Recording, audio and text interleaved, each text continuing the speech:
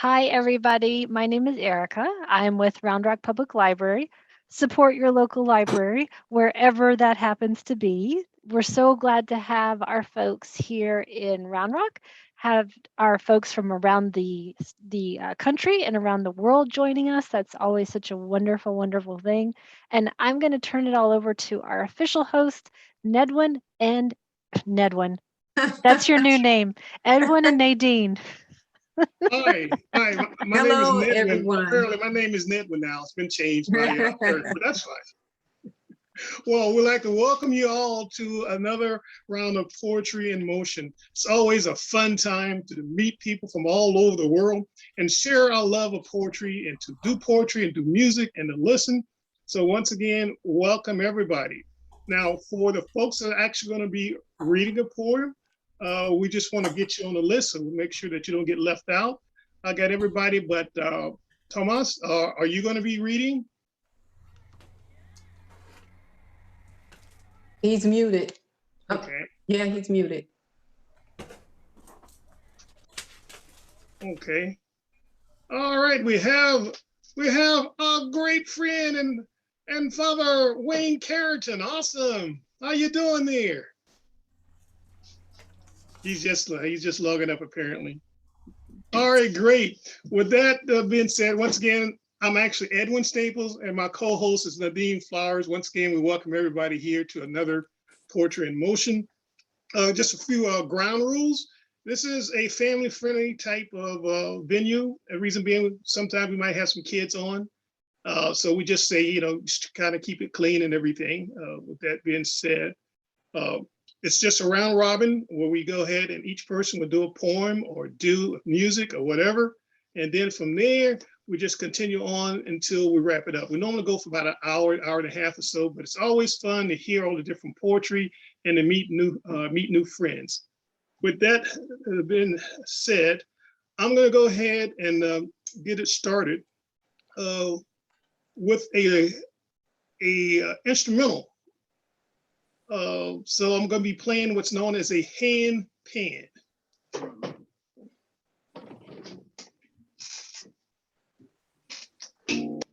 This is what a hand pan looks like.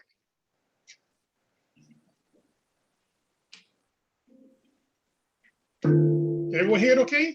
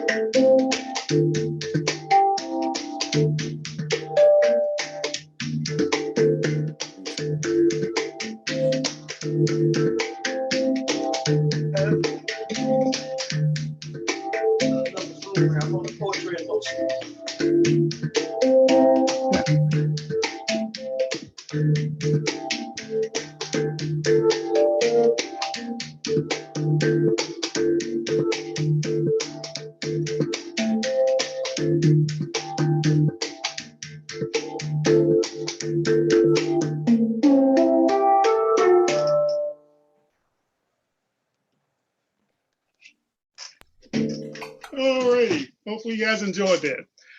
Next up, we're going to have Nadine. Nadine, can you share something with us? Hey, Hayward, glad you made it. How you doing there today? Good to see you. Great. All right. Welcome, everybody. I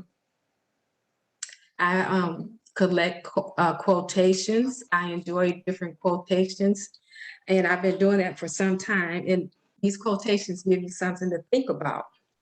And I call them nuggets of truth or ponder this. So I decided I would say one each time I do one of my poems, or most of the poems that I do, and give you something to think about. So my first poem is, the ponder this part of it is, Love is the only thing that can be divided without being diminished. So ponder that. The title of my poem is No Interpreter Needed. There are two languages all people understand. The results are the same all over the land. When love and music are at play, the atmosphere changes, new attitudes abound. This universal language is so profound. It speaks to the heart and moves the soul, a gift more precious than silver and gold. When love speaks, the heart responds. It breaks down barriers and ushers in calm. Love is the greatest force on earth. We all need love, and there are many who search, looking to feel that emptiness inside, not knowing or realizing it's love they seek. So they continue to search and encounter defeat. Music is a language that can calm the soul, bringing peace and comfort to young and old. But some types of music can bring memories of pain, causing anger and sadness to surface again. Whatever the mood, time, or place, love and music understood by all. No interpretation needed to respond to its call. Beautiful, beautiful, beautiful. All righty. Next up, we have Mr. Hayward. Can you bless us with one of your poems, please? I'd be glad to. My name is Hayward, and I go by the handle Hayward Humor because I spread humor as well as motivation and joy to everyone. That's my purpose in life. This poem I'm going to share with you, it's called My Definition of the Word Humor, and it goes a little bit like this. Humor is so good for our very soul. Humor has wrinkles that even make guys like me look old. Humor will put a smile on a frowning face. And yes, humor brings about love even when there's hate. Humor can be a cure whenever we're feeling down. Humor allows us to kind of clown around. Humor is an antidote whenever I feel despair. Humor is a way to show people that I truly, truly do care. Humor makes me laugh instead of cry. My humor even replaces tears whenever I say goodbye. It was that word humor that aimed us becoming a great, great nation. And humor will liven up a party or any kind of celebration. Humor has been used by many a famous speaker. Yes, humor is printed on clothes, shoes, and even sneakers. Humor. Think about that little word and what it's done. Why humor opens doors and it makes life an awful lot of fun. Humor can make us sick. It can make us healthy too, because I believe humor we use in every single thing that we say and everything that we do. That's my definition of humor. How about you? Great, great, great. All righty, great, great. All right, our friend Steve, can you go ahead and bless us with some music? Okay. I'm going to play you a little tune on my panpipes. Awesome. To evoke some happy childhood memories. I have to get back from the microphone a little bit because I don't want to overwhelm it. Should be far enough. So, roll up, roll up, roll up, all the fun of the fair.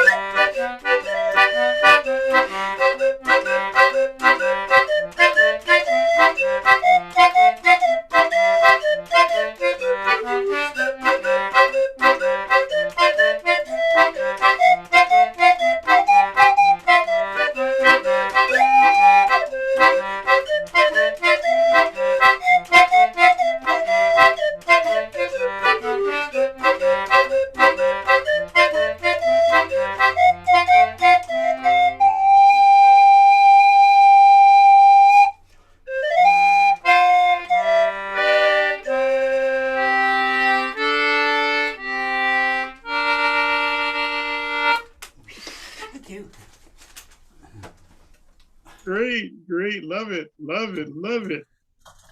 Next up, you pronounce that Deek? Yes. Okay. Can you share a poem with us, please? Sure. All right. So this poem that I'm reading was part of an exercise where we were supposed to write a love letter to ourselves. Okay. I see you between the flickers of campfire, your gray eyes and Tom Sawyer grin.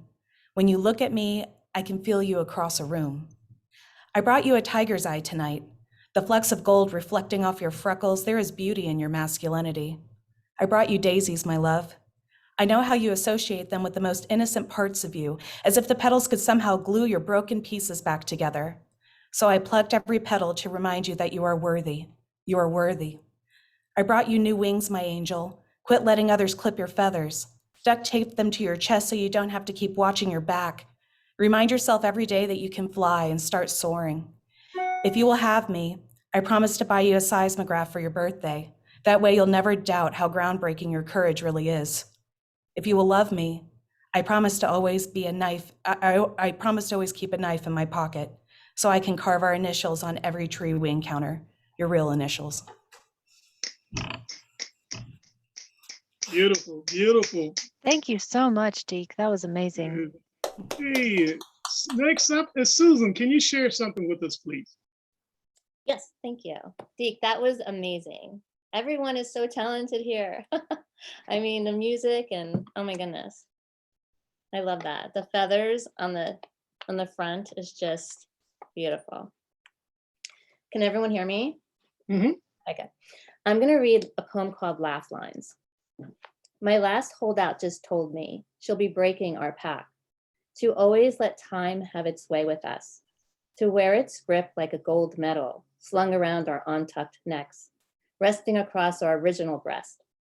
Just to be clear, I blame the Kardashians for her leaving to join the others. The 50-somethings who wish to look 40-something, the 40-somethings who wish to look 30-something, all the something-somethings who wish to look something less. So now it will just be me rounding the corner of 60 in my vintage red Jeep Cherokee, springs sagging, smiling, laugh lining, face flapping in the wind like a tail of a kite, or like a baseball card clipped to the spokes of a banana seat bike. 11 million miles as the crow's feet fly from the nearest filling station and the closest Kardashian. Thank you. Alrighty, great. Alrighty, for the other folks who just joined in, are you guys want to read a poem? Kyle, Josh, and Jen, Thomas Taylor, or Joshua Bowling? Edwin, Josh, and Jen just said no in all capital letters. So we're glad to have them listen in. Okay. Anyone else? I'll share a poem. Okay, who's this?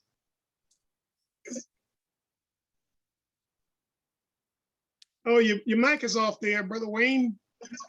We can't hear you. I think maybe that was Joshua. Yes, not sure if you can hear me. I'll Okay, share a poem. we can barely hear you. Can you speak up a little? We can hardly hear you. Okay, I could share a poem. Sure, great. Okay, go ahead. Okay.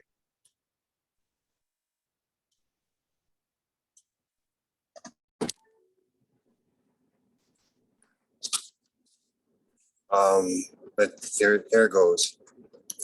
The great escape, neurons pining, a toil of embrace beyond the unknown, coursing flows as the lines twine through genetical laces of a variant weaving as it's been mingling toe to toe for eons. Who is the true enemy when we both escape towards a gnome of loving encase? Thank you. Great. Do you have anyone else that'd like to read before we start the list all over again? Yes, your mic is off there, Brother Carrington. We can't hear you. Wayne, you need to click unmute on your screen. There should be a little microphone somewhere, maybe in the bottom left.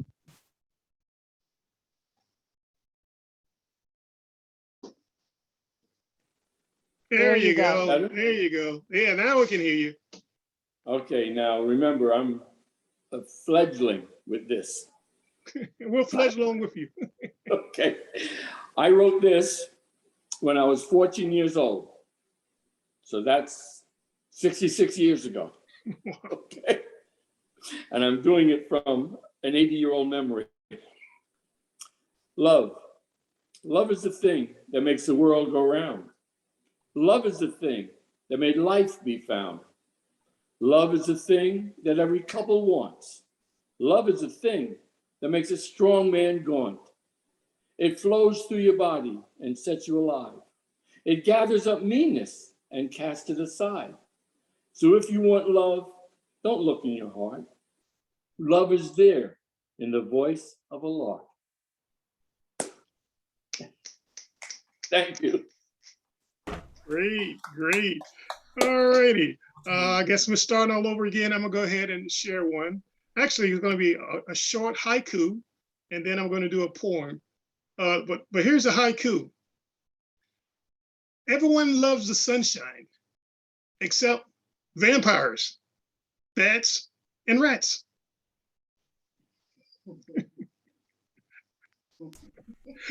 All right, now here comes the poem. It's entitled, Why Does Love Hurt?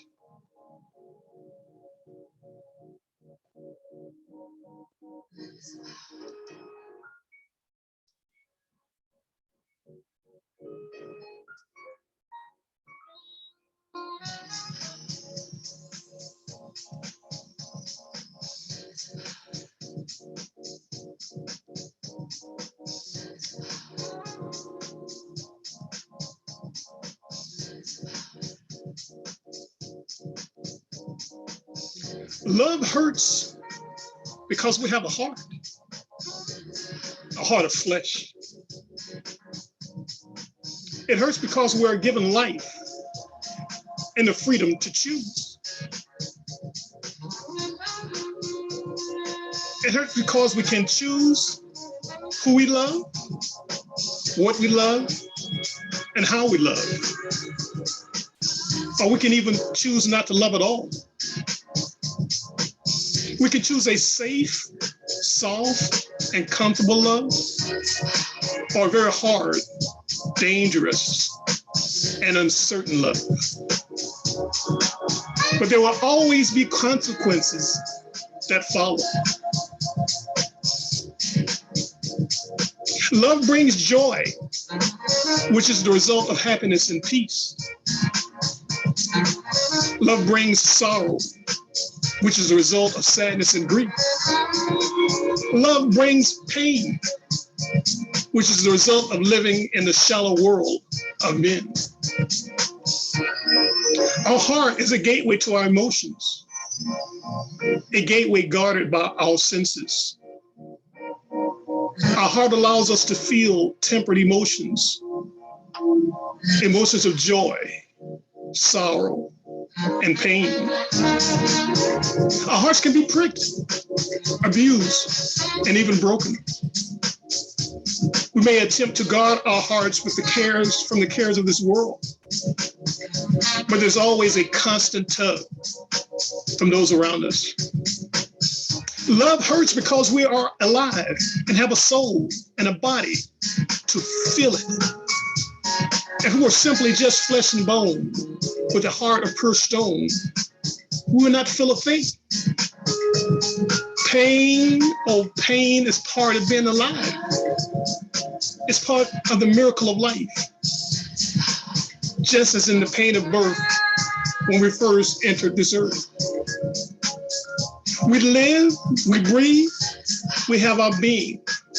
We are fully alive and we feel it. We all go through some pain at some point in life. But the challenge is not staying there, staying in that pain, but rather moving forward, moving past the pain. And as we walk through the kindling fires of our heart desires, confronting the trials and tribulations of our journey upon this earth, it's only when we stay in the fire we feel the intense heat and pain. We are severely wounded and scarred. If we get stuck there in that pain, we need help. We need someone to pull us out, someone to heal the hurt and pain and bind the wound of our afflictions. As sure as a heart can be burned and broken, it can be healed, mended, and put back together again. Just as love hurts, love can heal. Love can be as a two-edged sword. It all depends on how it is applied and the skill of the person applying it. So how do you mend a broken heart? How do you put all the shattered pieces back together again? Only with a special kind of love, and unconditional kind of love. And to experience this love, you must have a heart of flesh, and not a heart of pure stone. Without a heart, how can you enjoy the many pleasures of this world? For all pleasures are not inherently evil, but rather very, very, very good and pleasurable. No pain, no gain.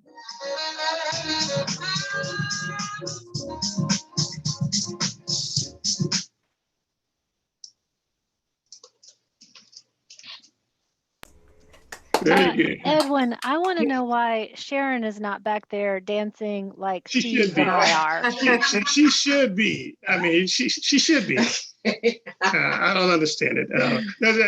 Just, but she's still all right, though. She's still all right with me. All right, next, Nadine, can you bless us with a poem, please? Okay, I have 3 poems that are kind of connected, Mm-hmm. and they're all talking about tomorrow.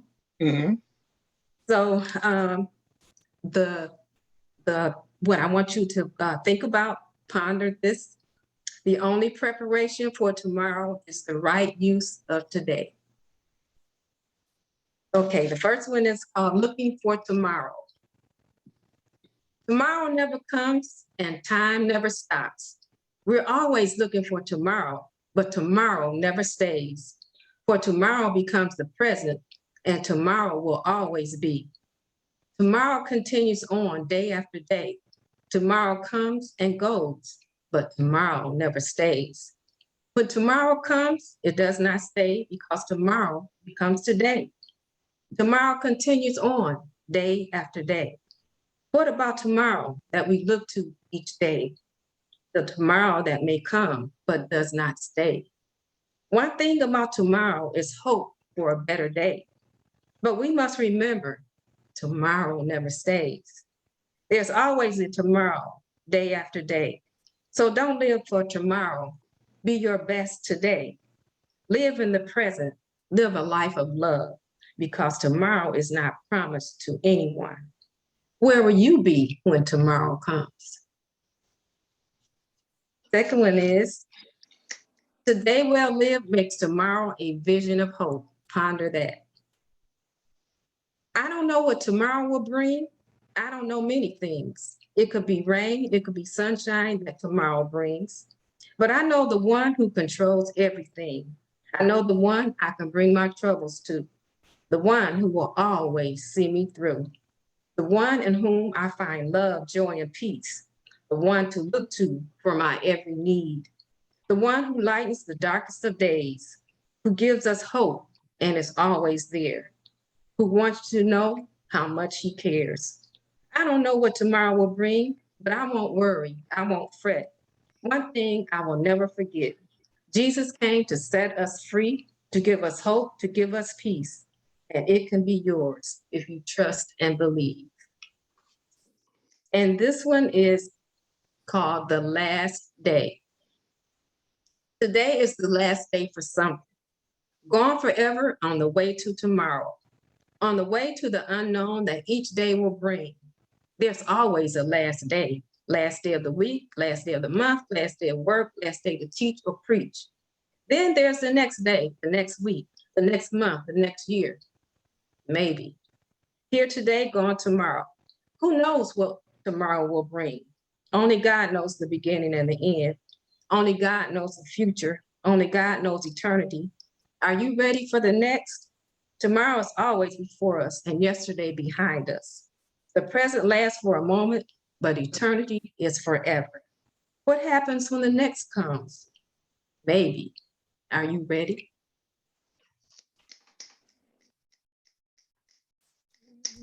Great, great. All right, next it's going to be Brother Hayward. Can you share another one poem with us, please? Sure.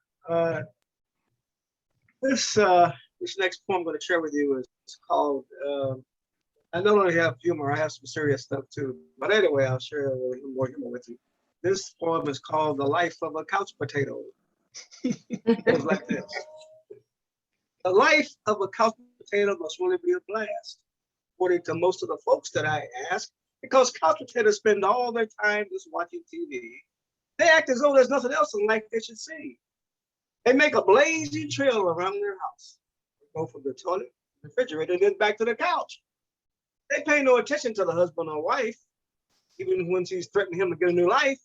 Couch potatoes come in all shapes and many sizes, and they can come up with all sorts of surprises, like hiding food and eating late night snacks. Or they even pass a little gas and think that they're having a mild heart attack. They can eat, drink, and watch movies around the clock. They don't even know how to use a broom or a mop. Is there anything else about a couch potato that's unique? Most people say, yeah, they really snore loud in their sleep. So a couch potato's life is really ideal. Depends on the way you feel. But you know what? I'm not a couch potato. I've gotten up off the couch and I have always been on the go because I never ever want to hear my wife call me a couch potato. And that, my friends, is the life of a couch potato.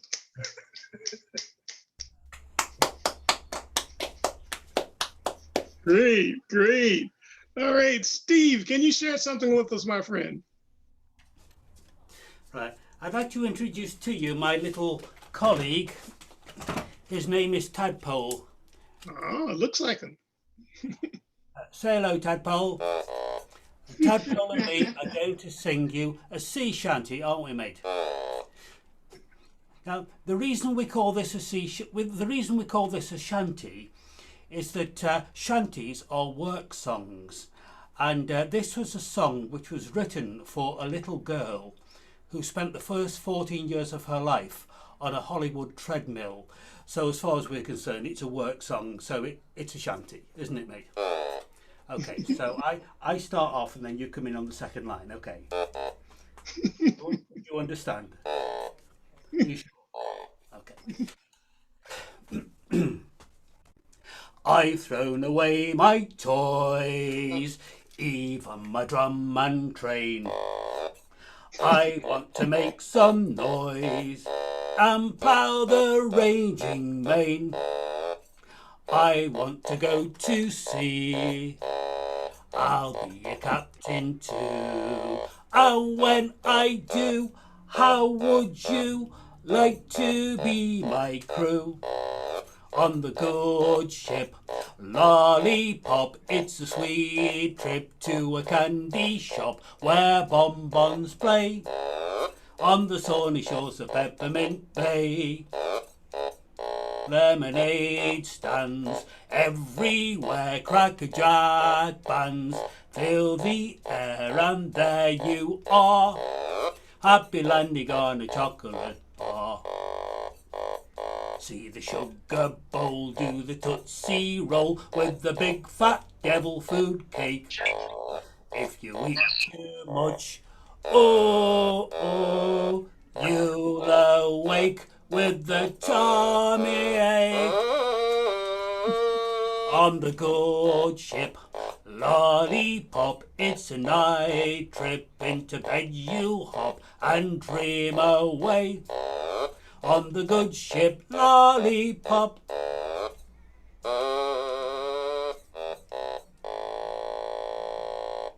Thank you. Excellent. Love it. Love it. That is a great instrument. All righty. Hey, Next- Edwin, Yes. we've before you get to the next person, we've had a few new people join in Mhm. since we last finished the first round. So just want to make sure that they let you know if they're planning to read. Great. Any of the new people that just logged in, are you planning to read a poem?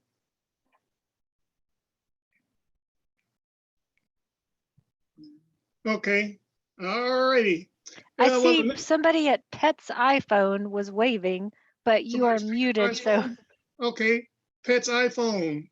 Can you turn on your mic, please, so we can hear you? No. Okay, that sounds good. Andrea, you gonna read a poem? Oh, no, I'm just listening. Well, it's great to see you. Great to see you. All right. Okay. Next, what about Regina? Are you going to read a poem? No. Okay. All righty. So next, it's on Deke. You're next. Can you share another one with us, please? Yeah. So I, like Nadine, have a couple that are connected. Okay. And so these three poems that I have are each from a year that I was with my partner. So Okay. yeah, they're all about her. Okay. All right. So the first one is when we got back together after being apart for almost 15 years. Okay. Showered in wrist kisses, she makes me scream God like a born-again Christian. We've always had poor timing, even as kids when promises held as much permanence as lipstick mirror messages, erasable vows. But love is a funny thing. Here again, against all odds, a 14-year whisper trapped in the marrow of my bones where she had laid dormant like a woman in waiting. Her freckles are constellations. Her skin flecks of gold and amber, leaving trails of light across her worn, torn body, like the healing salve of her elders. She is my girl next door, my forget-me-not, and yet she is also my scarlet letter, pinned across the cockles of my heart, leaving my hands trembling, begging, vulnerable. Love is not the right word for this girl. She's every day I love you more. She is the bloody fists of Stonewall, my Helen of Troy. And yet, she sees herself as a broken bird, collecting feathers on her visor, a personal pledge that she will again one day fly. And I want to be her sling, but I don't want to fall in love. I want to rise in it, like the sun did that first morning 14 years ago when I woke up and watched God dance sun rays on her cheekbones. She is a warrior, a protector, a lover, a friend, my clarity. And maybe one day she will believe it. Maybe one day I will too. And then we will deserve one another. So, okay, this is the second. The struggle. Every relationship has its ups and downs, right? I like to live my life as if I were 100 stories up, standing on a tightrope without reservation, fearless as I walk from one horizon to the next. Remember when being angry used to be so simple? When our rage used to explode like fireworks from inside our bellies, pressing on our rib cages until we cracked? Oh, the sweet sound of that cracking, like a bird peeking out from walls of pecked eggshell it used to call home, like we used to call home. Home was that campfire courage that thrived inside of us like amber-colored flames, igniting one another's drive. We did set that bed ablaze, didn't we, my love? But see, the Chinese zodiac tried to warn us, we're both born in the year of the ox, and we truly are living parallel lives, charging like Mustangs cut loose from the bits in our mouths from years of silence. So neither of us sleep, because insomnia is embedded in the DNA of the silenced. But I like staying awake with you. Your skin luminous under the pixels of whatever the heck we're watching this week, because after 15 years, you still make me weak in the knees. And yet here we are. Nobody tells you that nightmares cut deeper than scars. We both ended this fight bloody and broken, but I'm eating my words like a vulture on the highway, trying to swallow whatever it is after tearing you apart.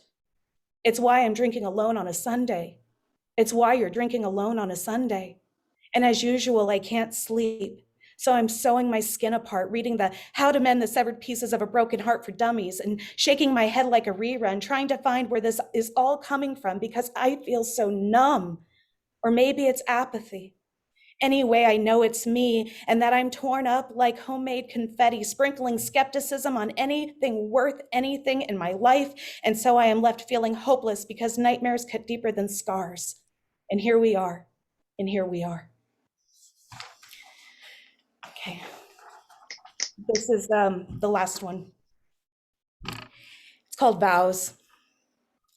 It's never been over, this me and you and me, meant to be beautiful. God, you're so stunning. A short-haired deity, he knows how to use her tool belt. And you are my pretty boy, giving me slaps on the back as I threw the axe straight into the clutch. Now clutch me.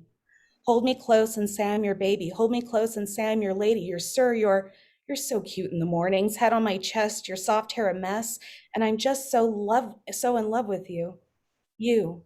You're the person I want to share my life with, the person I want to call me wife with. We are the love story of the ages, and whatever the stages, I just want to keep calling you baby. Baby, I'm yours. And one day, as we set table at Thanksgiving, and we are living that nuclear dream, 2 wives, 2 dogs, and 2 girls at the scene, we will look at one another and say, sweet one, we finally made it. All right. Thank you so much for sharing, Deke. Okay. And check out the chat. We were loving certain parts of that. Great. Awesome. All right, next, Susan, can you share another one with us, please? I'm sharing a sad one. Okay. It's okay. It's called Naborza of the Heavens. A tree fell, put down without consent, wrangled to the ground by high winds and a racking rain. It blocked the bike trail as it straddled the black puddle, where I stand reflecting back on my gray Arabian, who once was steamy with sweat and breath, had nostrils that flared from picking up pace, and a tail that lifted like a kite at the end of its string. He would have balked at this body of water, a thing we could sink into. How I would have to nudge him to take the jump. I'd push with legs and hips, slide my folded hands forward, and let him have his head. I'd lift my seat from the saddle and drop my weight into the stirrups. I would become one with this dangerous, thunderous wonder. But to claim this honor, you need to know not to pull on the reins, so not to jam the bit into the tender tissue of tongue.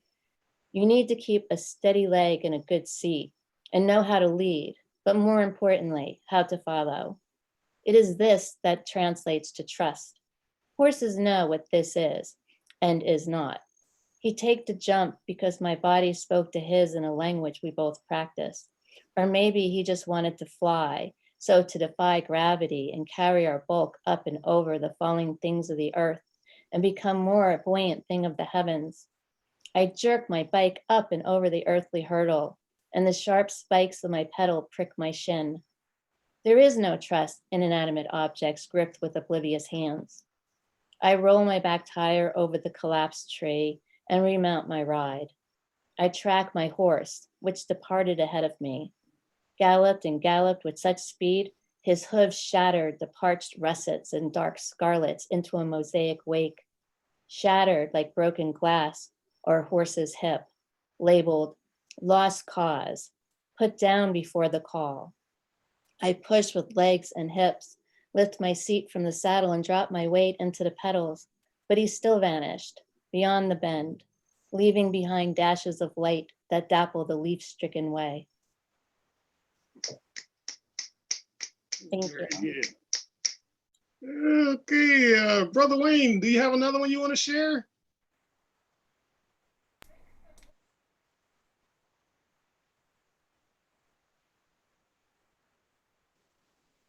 Can you hear me now? Yeah. Okay. This is the first time I've joined you on this.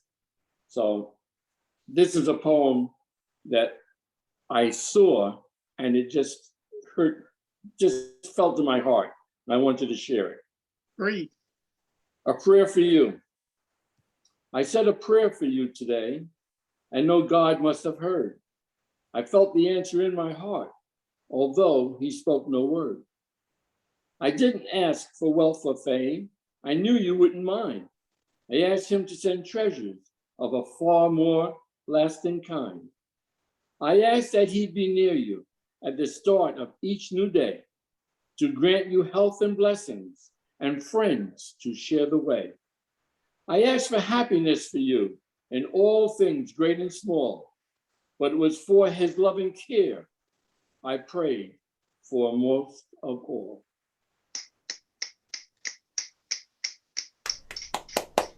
All right, great, great. Joshua, did you have another one you wanted to share?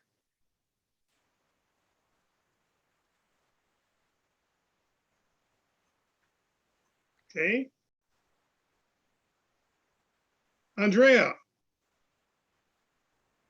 Oh, you got to turn your mic on. Can There you you hear go. me? Yeah, I hear you now. I do have one, Bruce. I just found it. Great. I'm glad you found it. Please share it.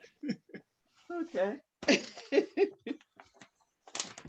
Okay, this is called Piercing Through. Man piercing through darkness, destination light. Fight.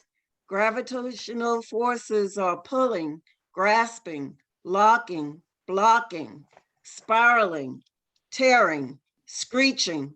Abort, abort. No, regulate, correct.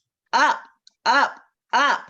Fueled by faith, propelled by hope. Full throttle thrust. Don't look back. Be encouraged. Onward. Soar. Diamonds of amber flicker all around. Blazing fire, puffy, white swirls of smoke envelop and mask. Can't see. Pushing forward determinedly. Wary from the bleakness and cold. Heavy payload. Burdened. Debris falling, weightlessness and silence, darkness, points of light, Mars, Venus, Jupiter, Saturn, the mighty sun, even Pluto, a stunning array of colors, dazzles and delights, lightning, quaking and thundering, fearsome, the universe on awesome display, floating, time and space are one, and soon become none, having blazed through one and two heavens. Beauty surrounds, third heaven, the brightness, warfare is over, light. Andrea, you've been holding out on us. You got a gift as a poet. You did a beautiful job. Thank you. Yeah. Awesome, awesome. Okay, great. It's good to see Miss Dorothy. Hi, Miss Dorothy from North Carolina. Hi there. Hey, do you want to read a poem? Oh, your mic is off. You got to turn your mic on.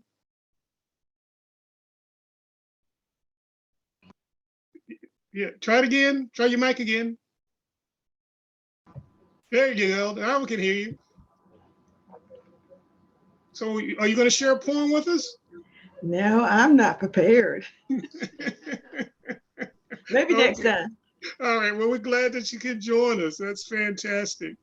Was there anyone else that wants to read a poem that has not read a poem yet? All righty. Well, I'm going to start around again. This poem I wrote about a year or two ago, and the title of this poem is Living a Black and White Life.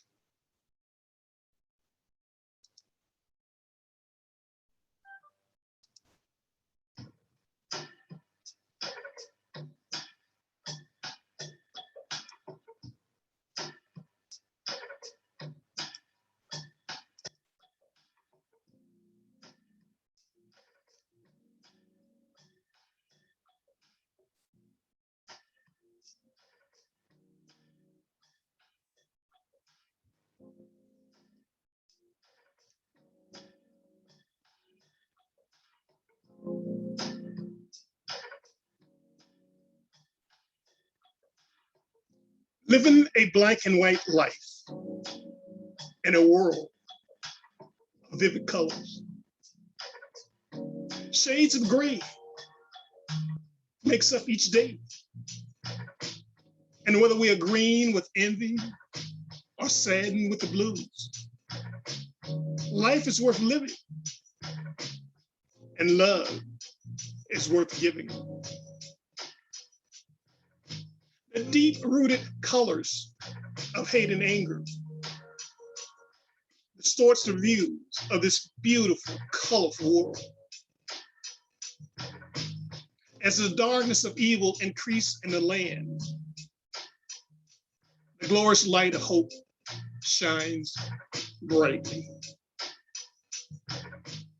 We can choose to walk into the light or hide in the darkness of hate. Choose to love and yield to his will. Choose to humble ourselves and forgive. Like a wonderful rainbow painted across the beautiful blue sky, the colors paint a picture of our reality. And we are yet alive to imagine what our world could be. For the color of love is a beautiful color to see.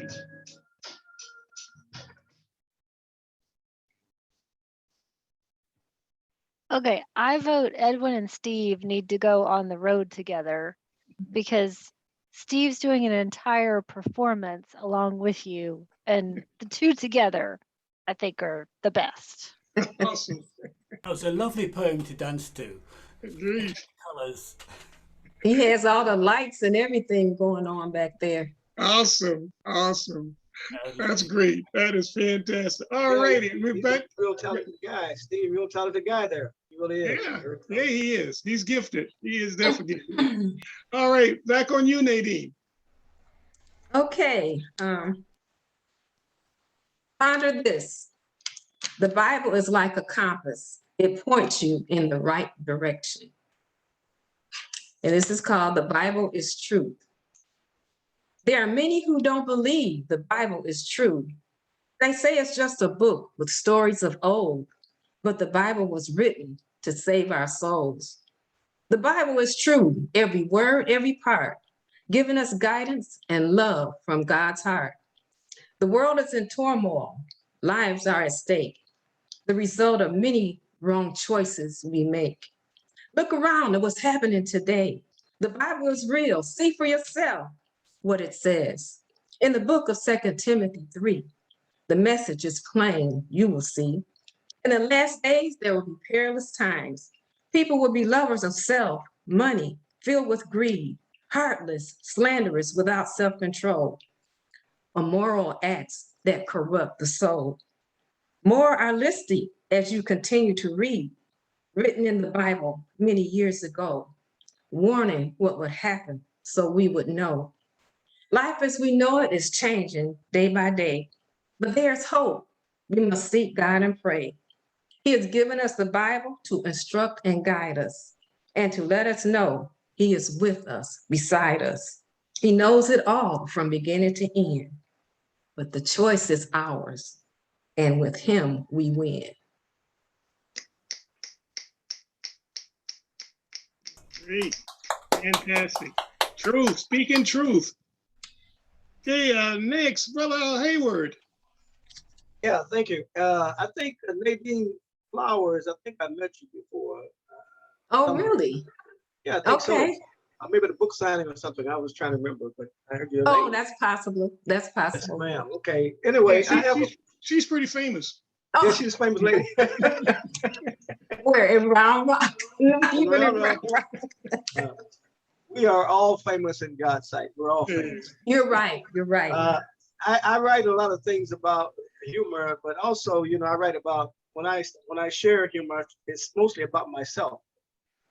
So this poem here, couldn't remember how long ago I wrote it, but anyway, a friend of mine had a 60th birthday, so I decided I would send it to her to tell her that she was not getting old, she was getting better. However, this is about myself. Okay. So it's like this. It's called Old Hayward because next month I'll be 79. So I heard the gentleman say he's in his 80s now. But anyway, here. It's called Old Hayward. Well, it is a prayer to the Lord for me myself.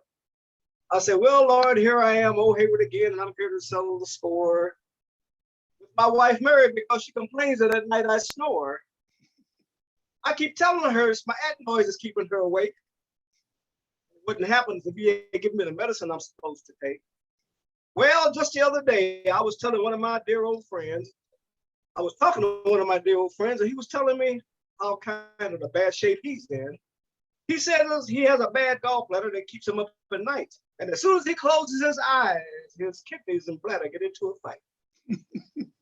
His stomach even gets upset and he sometimes passes gas. Again, he jumps up around the bathroom really, really fast. I say, man, you got problems much bigger than mine, and we do agree. But I sure didn't tell him how many times did I ask to get up and go pee. This getting old thing is really not for wimps or doctors or nurses, rheumatoid people, or even pimps. If arthritis don't get me, then it's high blood pressure most likely will. Diabetes and gout, bad nerves, backaches make me not want to be still. Not to mention my memory loss, which has its very own name, and I have concerns about my weight because it never stays the same. I gain, I lose, and then I gain again and again. I can't hardly believe the bad kind of shape that I'm in. At times I want to give up, but then I said, Lord, heck no. There's still a lot of things I hope to do before I go. I'm sure there are a lot of other folks in worse shape than I. And Lord, I hope you spare me a long time before I have to say goodbye. So Lord, here I am, Old Hayward again, trying to settle the score with my wife, Mary. And Lord, you know so many more. You know me better than anyone else. And that's on my mind. Well, Lord, I love you and you love me. And you know what? That pleases me just fine.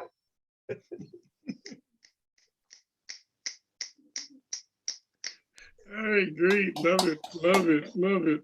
Okay, Steve, can you share another one with us, our friend?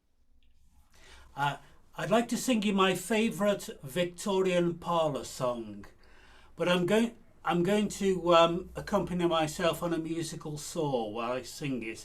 So I'll have to, for various technical reasons, I have to play the musical saw 8 feet away from the microphone, otherwise the internet might explode. So I'm going to the back wall.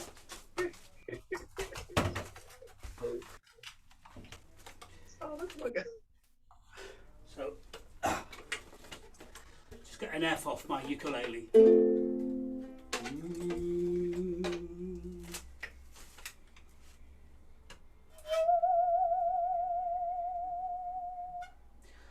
Once in the dear dead days beyond recall, when on the world the mist began to fall, out of the dark which roamed in happy throng, low to our hearts love sang an old sweet song. And in the dusk when frightened shadow, the words have gone. And in the dusk when the shadows fall, la la la la la la la la la, just a song at twilight when the lights are low and the flickering shadows softly come and go. Though the heart be weary, sad the day and long, still to us at twilight comes love's old song, comes love's old sweet song. Even today we sing love's song of yore. Deep in our hearts it dwells forevermore. Footsteps may falter, weary grow the way, still we can hear it at the close of day. and to the end, when life's long shadows fall, love will be found the sweetest song of all. Just a song at twilight, when the lights are low, and the flickering shadows softly come and go. Though the heart be weary, sad the day and long, still to us at twilight comes love's old song, comes love's old sweet song. Great. Love it. Love it. All righty. Next, D, can you share another one with us, please? Yeah, sure. All right. So, all right, I've got a really short one here, and then I have one that's a little bit longer. All right, this one is called Words. Words, we are told, only hurt if you let them. Sticks and stones may break your bones, trans. Bind my chest in the morning and tell myself, hello, handsome. Strengthen my posture, I'm relaxed, I'm home. Words, they only have meaning if you let them in, but words have a way of weaving into the cracks of you. Queer undefined by the binary, that who I date doesn't make me straight or a woman. Queer as in my identity stands both inside and outside the lines of normativity, knows how to stand alone. I'm not an accessory in my relationship. Gender, boxes become weapons. There are gender boxes to fill out. Pick one, you have to pick one, you only get one, pick. But don't forget that whatever you choose might stick like unwanted pills of glue on a kindergartner's fingertips. All right. This one has to do with my struggle in my early adulthood with bulimia. And I wrote this, I guess it's been about a decade ago. It's called The Weighted Years. Never wear horizontal stripes, sweetie. They're only going to make you look wider. You're not ready for that bikini quite yet.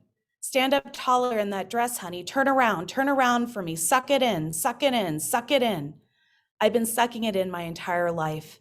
Things like, don't worry, I got it a little tight so you can fit into it later. Don't worry, it's just water weight. Don't worry, we'll trim down that little tummy together. Fat, just go ahead and say it. Fat. I've been saying it for years, standing in front of full-length mirrors, wishing I had a giant eraser to rub away the humiliation of my waistline. Wearing clothes you bought me and trying to stuff myself into it like Play-Doh inside a garlic press. Tight waistbands as reminders of my inadequacy. Stand up taller, honey. You look thinner that way. Suck it in. At 22, my father offered me $500 to lose weight. That was the day my body became responsible for my family's shame. Shame, guilt, humiliation. Suck it in. I've been happy fat, sad fat, on a diet fat, vegan fat, envious of my size 6 sisters fat. I've been queer fat, coming out fat, abused and used fat, suicidal fat, the punchline of my own fat jokes, the invisible fat girl, eyes hidden behind bangs. Maybe if I'm hidden behind my bangs, they won't see me, won't see how fat I am. Since the age of 23, I've been a struggling bulimic. I couldn't suck it in anymore. Purging the sins of my size and privacy, a new way of coping with my anxiety, a release from the weighted years of my history. But living in closets only closes more doors, and I want more. I want to be more than just thin. I want to do more than just keep sucking it in, so I'm here, spitting up words on paper instead of in toilets, thickening the air with my presence, spreading the message to every big-bodied beauty out there that your figure is flawless, that your body is perfect regardless of the layers of insults covering your skin. There is beauty within. So please, my curvy brothers and sisters, quit sucking it in.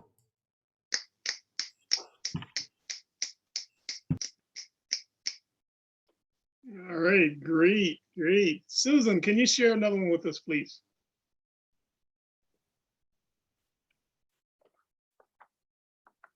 I will share a love poem. King Street. You are my King Street, the mist as it lifts from the rain's train. You are the gallery we shelter in from the sun, yet you are not the art mounted to its crisp white walls, the painting girl with a cup of tea, for she is me. But you are the thick plaster to which she affixes herself, and the warm light she bathes in. You are the coffee I sip in the small dark room rich with wood panels, paintings of breeches and boots, hunters and hounds, and the unfortunate fox looking back over her tail. I am the unfortunate fox. I know the injustice. You are the justice. But I am also the swizzle stick wrapped in rock candy, the answer to your earthliness as I stir. You are the bar, Amen Street, the fiery glow on cobblestone roads, hoofbeats and rickshaws. I am the only female driver of rickshaws. You are the hand on my back, catch and release. You are also the mojito, the lime, the rum, and the ice. I am the muddled mint and the trails of moisture tearing down the tall glass. You are the white napkin soaking up the condensation of the history of me. But more than that, you are the liberation of me and the freeing, the possibility of me. You are not the window of which to watch out. You are more. You are the door. Great. Alrighty. Joshua, are you still out there? Yes, not. Okay, Brother Wayne Carrington, do you have another one you'd like to share? Oh, your mic's off.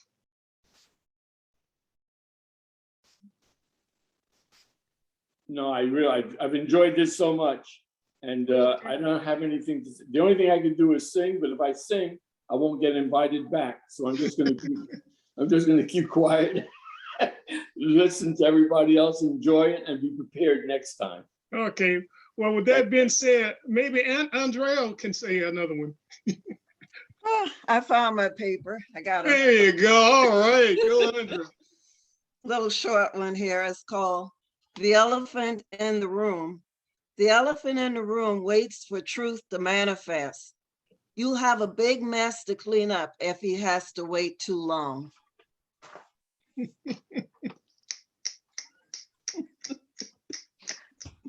Love it. Hey, Love it. Edwin, I'm Yes. going to interrupt for just a second Sure, and sure. ask for you and Nadine, if you don't mind, to share with the group your kind of process in becoming published authors. Because I know there are some people on the Zoom who would be very interested in that, if you don't mind taking a moment. Sure, sure. Well, right now it's quite easy to get published, not like it was 10 or 15 years ago. You needed a lot of money. Now you don't need a lot of money. You can self-publish. There are several companies out there that does self-publishing. And even Amazon now, unless they'll allow you to self-publish, basically you don't pay anything up front. You do your writing, and you submit it to them, and they'll publish it for you. However, I would highly recommend you have a professional do the editing before you publish. I would highly recommend that. But as for cost now, because of technology now, I mean, it is very easy to publish and get published. Nadine, can you add anything? You need to turn your mic on, Nadine.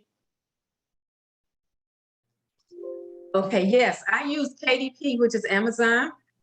And like he said, it's real easy. And I've also used the website when I needed to, what do you call it? Format it. So I had a problem trying to format it, but they do have templates, you know, for people that are internet savvy. They have templates, and you can have it formatted yourself without asking someone else or paying someone else to do it. But yeah, I think KDP is the easiest way. Yeah, definitely. And I've written now, I think I'm at book number 9 that I'm working on now. I'm finishing up, I think, book number 9. And I enjoy writing, reading poetry, But like I said, cost-wise now, guys, if you have a passion for it, it's not really out-of-pocket expenses right now. I have one other thing. Can I add to that? Sure, sure. Yeah, I've published about 9 books myself, and I have a publishing company I use here in Austin, and so like EB is saying and Nadine are saying, publishing is it's pretty easy. I do have a young lady in San Antonio. She had written a book about self-publishing. If anybody interested in getting a copy of it, ask some copies if they'd like to do that. It tells you through all the steps to take you through to get self-published. Okay, from self-publishing all the way to getting published by whomever, but and the companies also. So I just wanted to put that in there if I may. So I'll throw my email address on. If anybody wants to get a copy of it, let me know, and I'll be glad to share with them. Great. Thank great. you, Hayward. All And right. for Edwin and Nadine know this already, but for everybody else too, if you're not here in our area, check with your local library because we have a local authors section. So it's just a simple form to fill out, and then you're on our shelves and circulating, and then part of our Read Local Authors series, which will be next month. We alternate poetry, emotion, and read local. Edwin has been a reader before, so your local library may also have something like that too, but we encourage everybody in the area, please, yes, become part of our local author series. We've got our children's section local authors and our adult section local authors. So we want to see you on the shelves. Amen for that. All right, back on you, Andrea. You're not getting away that easy. I didn't forget about you.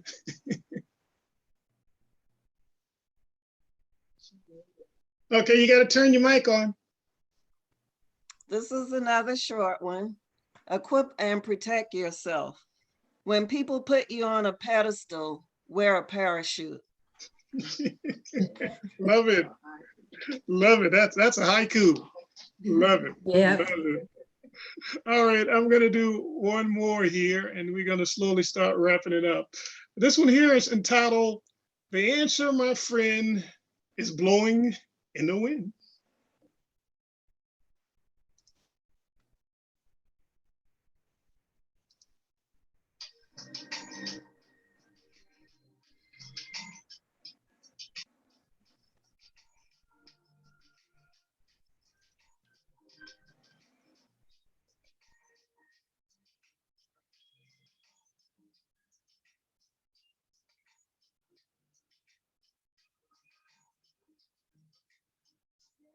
From whence the wind blows, no one knows. You feel it and hear it. It comes upon you like a spirit. You cannot tell from where it comes or where it goes and what it becomes.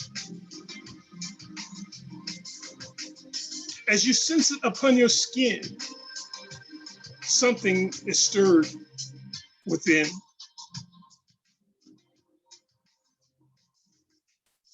God's word stirs your soul.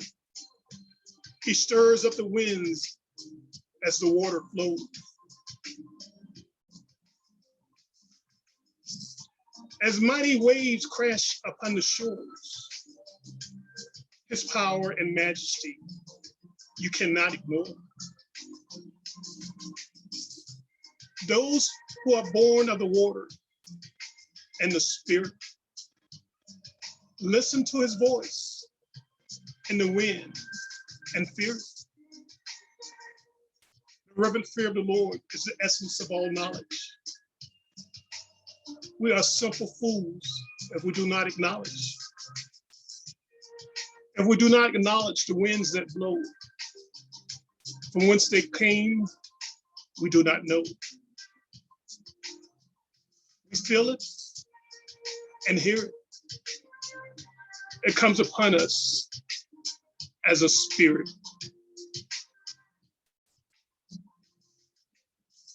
Like a rushing mighty wind from heaven above, showering us with grace, power, and love.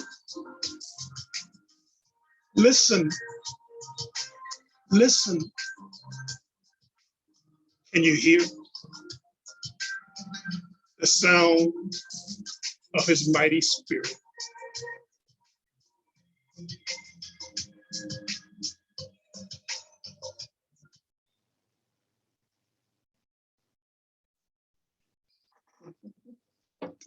Great, great, great. All right, Nadine, can you share another one with us, please? Sure. Ponder this. Life's greatest fulfillment is not found in accumulating things, but in knowing God. This poem I wrote, I was talking to God. So it's called, Who Am I? Who am I, Lord? This creation you made. You know me, Lord, and you love me. For me, a great price you paid. You know me better than I know myself. In you, I have joy and peace. You are my help. Who am I, Lord? What's in my heart? I thought I knew, but somehow I missed the mark. Who am I, Lord? Shine your light on me, so the true reflection of my heart I see. Who am I, Lord? Open my eyes. Make your way plain. To walk in your will and your works proclaim. Who am I, Lord? Help me to know. I want to be like an eagle, so in you I can soar. I'm yours. You gave me life, and I give you praise. You love me so much, you sent your son, so I could be saved. Who am I, Lord? Why am I here? What is my purpose? Please make it clear. You said, my child, when you diligently seek me with all your heart, the answers are there. You were created to glorify my name. You are my vessel to bring about change. Study my word and you will know the answers to the questions as you learn and grow. When you do this, you will see it's a day-by-day process as you come to know me. And this is another short one that's kind of connected, and it's called Look for the Light. There are many dark places where light is needed. In darkness, we can't see, so we look for light to show us the way. Light makes things bright and turns the dark night into day. It stimulates sight to make our pathway clear. It helps us to see when danger is near. It penetrates the darkness and destroys the shadows. There's darkness in the world eyes cannot see. It comes in disguise to kill and deceive. But Jesus is the light this world needs. In him, there's life, life and love. He died so we could be free, so we could live life eternally. The light of the world that shines so bright. With arms open wide, he is waiting for you. Great, fantastic. Hey, Teresa, you ready to share one with us? Yes, I wasn't going to, but I was trying to find a different gift for my niece who just had a baby, because everybody just wants gift certificates so much now, but I wanted to give her something special. And I stumbled across these two poems. I didn't write them. I'm not a poet, but I really appreciate words. And so this one is Why God Made Little Boys. God made a world out of his dreams of magic mountains, oceans, and streams, prairies and plains and wooded land, then paused and thought, I need someone to stand on the top of the mountains to conquer the seas, to explore the plains and climb the trees, someone to start out small and grow, sturdy, strong like a tree. And so he created boys full of spirit and fun to explore and conquer, to romp and to run, with dirty faces, banged up chins, with courageous hearts and boyish grins. When he had completed the task, he surely said, that's a job well done. The next one is Why God Created Girls. God made the world with its towering trees, majestic mountains, and restless seas. Then paused and said, I need one more thing, someone to laugh and dance and sing, to walk in the woods and gather flowers, to commune with nature in quiet hours. So God made little girls.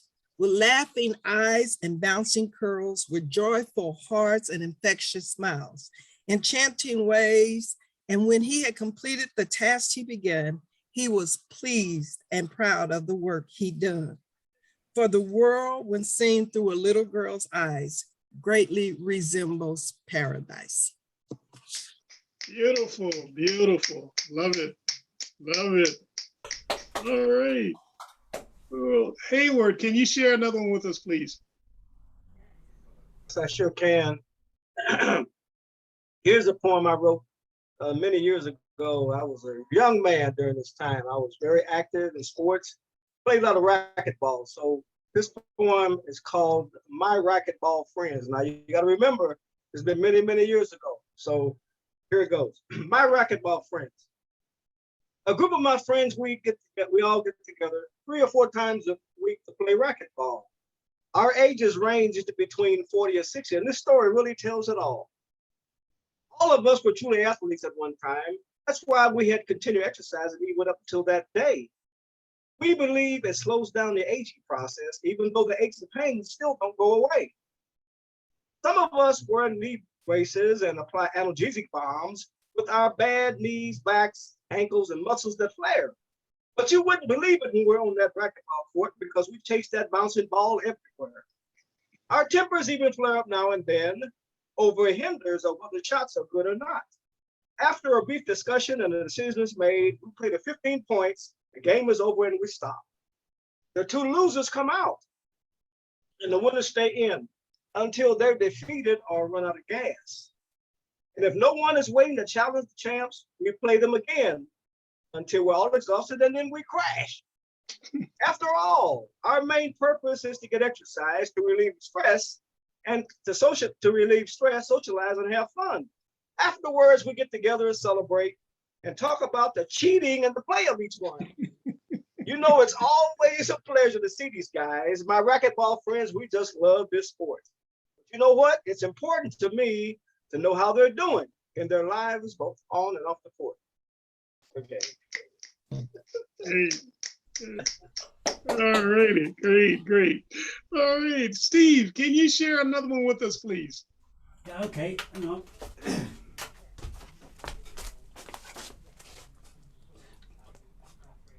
So here's a song about a man who absolutely loves being on lockdown so that he can spend all day with his sweetheart alone, doing what they absolutely love doing, which is drinking tea. So obviously there must be a British couple.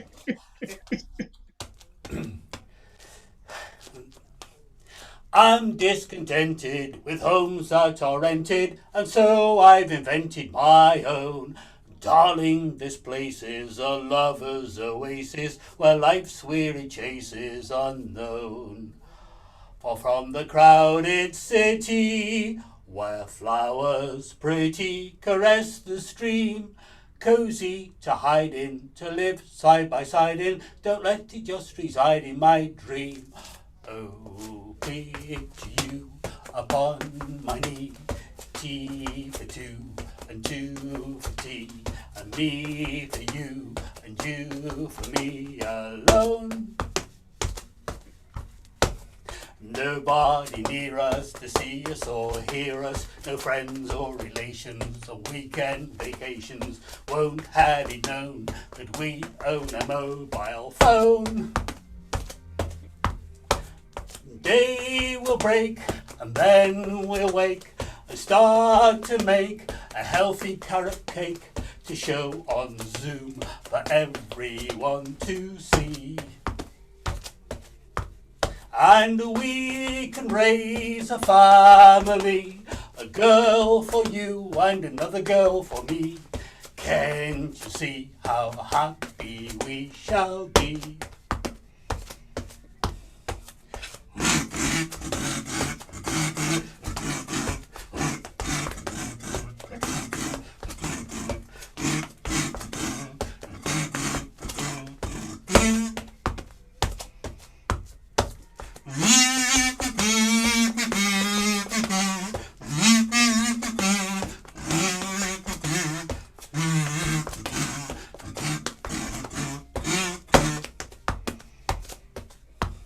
and we can raise a family.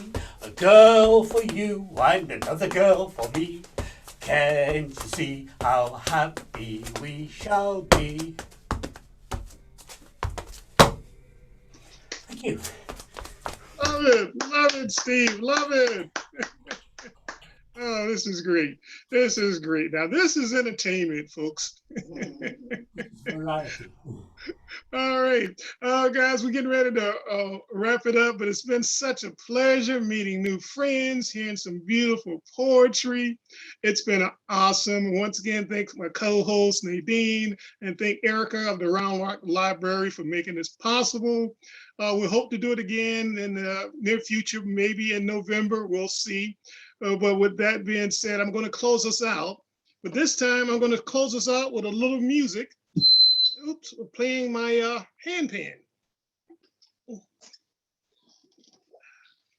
For you new people that wasn't on earlier, this is called a handpan.